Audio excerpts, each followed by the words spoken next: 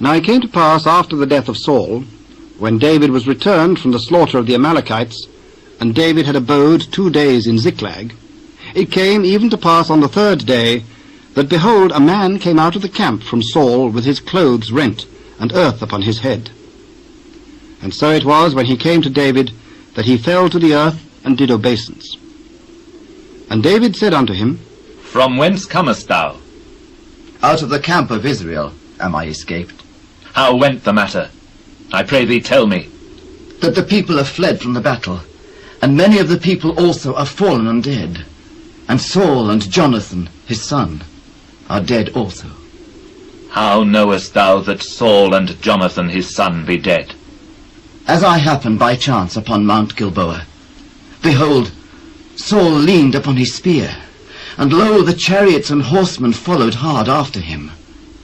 And when he looked behind him, he saw me, and called unto me. And I answered, Here am I.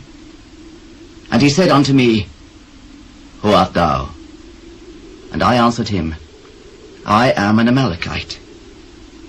He said unto me again, Stand, I pray thee, upon me, and slay me.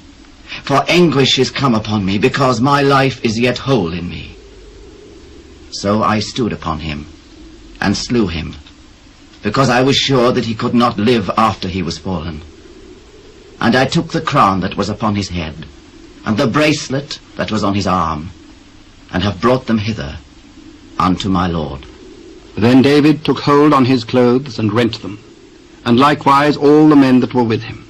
And they mourned, and wept, and fasted until even, for Saul, and for Jonathan his son, and for the people of the Lord, and for the house of Israel, because they were fallen by the sword. And David said unto the young man that told him, Whence art thou? I am the son of a stranger, an Amalekite. How wast thou not afraid to stretch forth thine hand to destroy the Lord's anointed? And David called one of the young men, and said, Go near, and fall upon him. And he smote him that he died. And David said unto him, Thy blood be upon thy head. For thy mouth hath testified against thee, saying, I have slain the Lord's anointed. And David lamented with this lamentation over Saul and over Jonathan his son. Also he bade them teach the children of Judah the use of the bow. Behold, it is written in the book of Jasher, The beauty of Israel is slain upon thy high places. How are the mighty fallen? Tell it not in Gath. Publish it not in the streets of Askelon, lest the daughters of the Philistines rejoice, lest the daughters of the uncircumcised triumph. Ye mountains of Gilboa, let there be no dew, neither let there be rain upon you, nor fields of offerings. For there the shield of the mighty is vilely cast away, the shield of Saul, as though he had not been anointed with oil. From the blood of the slain, from the fat of the mighty, the bow of Jonathan turned not back, and the sword of Saul returned not empty.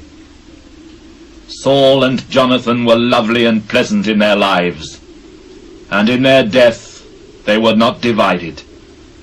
They were swifter than eagles, they were stronger than lions. Ye daughters of Israel, weep over Saul, who clothed you in scarlet with other delights, who put ornaments of gold upon your apparel. How are the mighty fallen in the midst of the battle! O Jonathan, thou wast slain in thine high places. I am distressed for thee, my brother Jonathan. Very pleasant hast thou been unto me. Thy love to me was wonderful, passing the love of women. How are the mighty fallen, and the weapons of war perished!